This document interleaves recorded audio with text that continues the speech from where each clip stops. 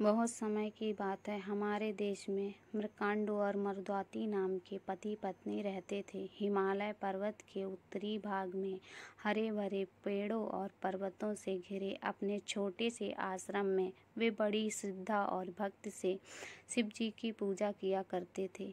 मृकांडु बड़े सवेरे उठकर पास बहते स्वच्छ झरने में स्नान करते तथा सुविकसित सुगंधित पुष्पों को चुनकर आश्रम में ले आते, जहाँ बड़े प्रेम से मरुद्वाती उन फूलों की माला बनाती। स्वच्छ चमकते पात्र में आश्रम की गाय का दूध दुहती, फिर वह शिव जी की पूजा करने बैठ जाती।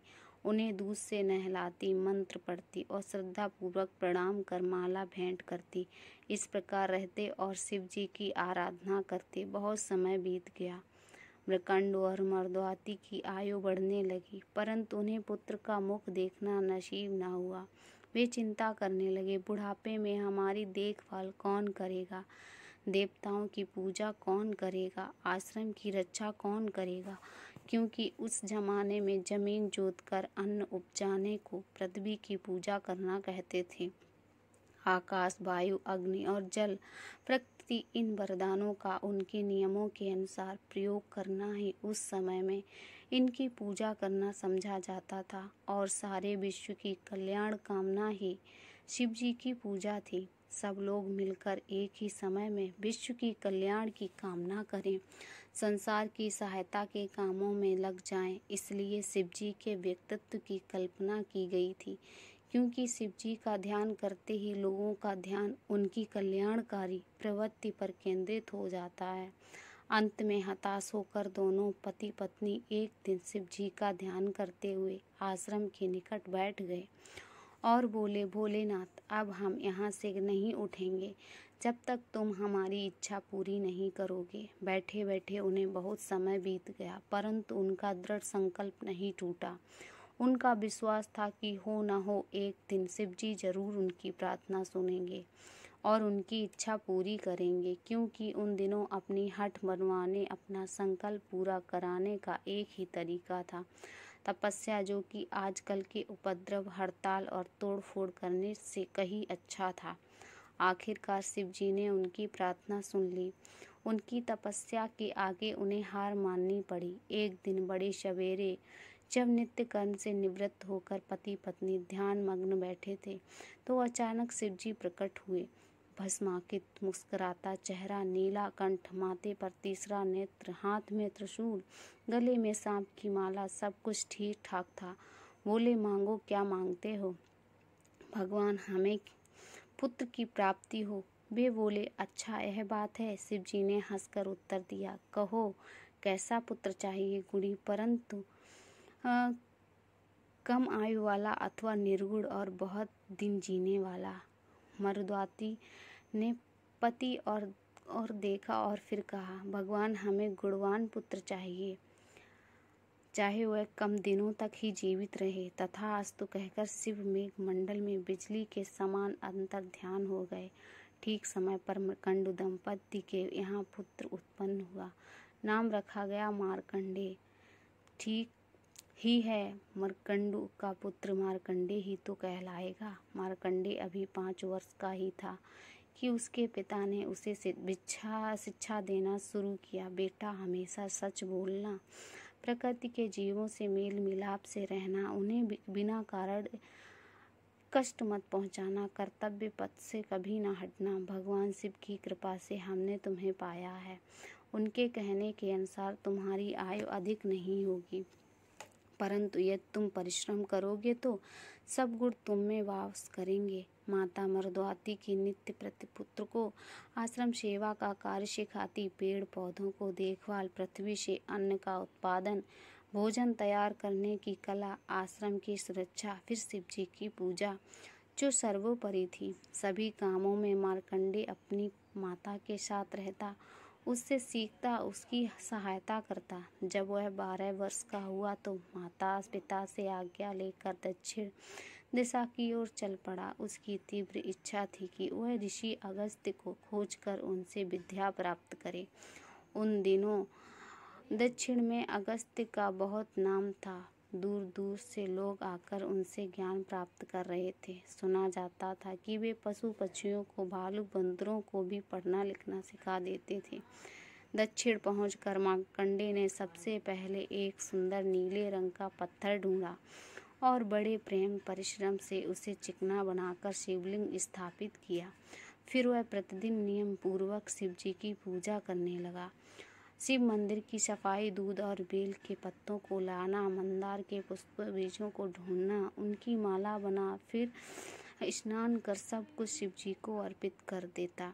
अपने को भी यह उसका नित्य कर्म बन गया। वह अगस्त्य मुनि की पाठशाला में भी जाता और वहाँ भी मन लगाकर अपना काम करता। देश विदेश से आए हुए विद्यार्थियों के बीच उसका बड़ा मन लगता।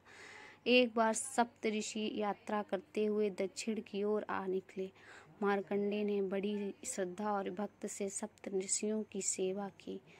मरीच, अंगिरा, अत्रि, पुलह, ऋतु और वशिष्ठ ऋषि, ये सातों ऋषि उसकी सेवा से बड़े प्रसन्न हुए। उन्होंने कुछ दिन दक्षिण में ही रहने का निश्चय किया। यद्यपि उनका स्थायी निवास आकाश के उत्तरी भाग में मानसरोवर के ठीक ऊपर ध्रुव तारे के पास है। अंत में वह दिन आ गया जब सप्त ऋषियों को वापस लौटना था। एक एक कर सातों ऋषियों ने मार्कंडेय को आशीर्वाद दिया, परंतु जब सबसे अंत में गुरु वशिष्ठ के मुंह से पुत्र दीर्घायु से ये शब्द निकले तो अचानक उनकी दृष्टि उसके माथे पर पड़ गई। मार्कंडेय के ललाट की स्पष्ट रेखाएं उसकी अल्पायु की कहानी कह रही थीं। वशिष्ठ ने तुरंत भांप लिया कि इस लड़के की मृत्यु निकट है और मेरा आशीर्वाद व्यर्थ जाएगा। सातों ऋषि बड़ी सोच में पड़ गए। वे मार्कंडेय की सेवाओं से इतने प्रसन्न थे कि किसी प्रकार की भी उस मृत्यु नहीं चाहते। खैर, उस समय वे कुछ भी न भूलकर दौड़े दौड़े ब्रह्मा के पास गए और उनसे बालक को दीर्घायु बनाने की प्रार्थना करने लगे। सप्तऋषियों की बातें सुनकर ब्रह्मा बहुत जोर से हंसे। आप लोग व्यर्थ ही चिंता करते हैं, उन्होंने कहा। यह लड़का तो शिव का उपासक है। शिव जी क्या अपने भक्त को छोड़ देंगे? आप लोग चिंता ना करें, शिव का भक्त कभी कष्ट नहीं उठाता। सप्तऋषिगण आश्वस्त होकर अपने घर चले गए। इधर दक्षिण में प्रवास करते और अगस्त्य मुनि से शिक्षा प्राप्त करते 4 वर्ष बीत गए थे। मार्कंडेय 6 वर्ष का हो गया था। शिव मृत्यु के देवता यम को भी अपने कर्तव्य की याद आई। तुरंत अपना पास हाथ में लेकर यम मार्कंडेय के पास पहुंच गया और पीछे से पास का फंदा किशोर वय बालक के गले में डाल दिया। परंतु मार्कंडेय तो उस समय अपने इष्ट देव की पूजा में मग्न था। उसने यम से थोड़ा ठहर जाने को कहा। बालक की बात सुनकर यम बहुत जोर से हंसा। अरे मूर्ख, मौत भी किसी के लिए ठहरती है क्या? वह बोला और फंदे का एक और लपटा बालक के चारों ओर खींच दिया, फिर उसे जोर से झटका। यम की जिद देखकर बालक मार्कंडेय पर तुरंत शिवलिंग से चिपट गया। अपनी लंबी बलिष्ठ बाहों से उसने शिव जी को अपनी छाती से लगा लिया। उसे लगा समस्त पृथ्वी का और उसका अपना कल्याण भी उस समय उसके शिवलिंग को चिपटाए रखने पर निर्भर है। चाहे जो हो जाए, वह शिव परमात्मा को नहीं छोड़ेगा। इधर यम के क्रोध का पारा चढ़ने लगा। उसे अपने काम में विलंब की आदत नहीं थी। वह तो मिनटों में आता और आनन फानन में अपना काम करके चला जाता था। यम ने अपनी पूरी शक्ति से रेशमी डोर को खींचा। बालक का गला रूंधने लगा। हे महादेव, रक्षा करो, वह चिल्लाया। अचानक शिवलिंग उसके हाथ से छूट गया और भगवान शिव प्रकट हुए अपने पूरे रौद्र रूप में। बात यह हुई थी कि यम ने जब अहंकार में भरकर दूसरी बार अपना पास फेंका तो शिवलिंग की उसकी चपेट में आ गया। इससे शिव जी को असुविधा हुई और वे व्याकुल हो उठे। प्रकट हुए शिव जी के एक धक्के से यम छाड़ खाकर गिर पड़ा और अपना पास लेकर भागा। भोलेनाथ ने बालक का गोद में बैठाकर प्यार किया और उसे दीर्घायु होने का वरदान दिया। उस दिन मार्कंडेय की 16 वर्ष की थी। शिव जी की कृपा से उसमें आजीवन 16 वर्ष के नवयुग के समान कार्य करने की शक्ति आ गई और मृत्यु के जीत लेने का कारण उसी दिन से लोग भोलेनाथ को मृत्युंजय कहने लगे। मार्कंडेय अपनी दृढ़ इच्छा और संकल्प शक्ति के कारण ही मृत्यु को पराजित करने में सफल हुआ था।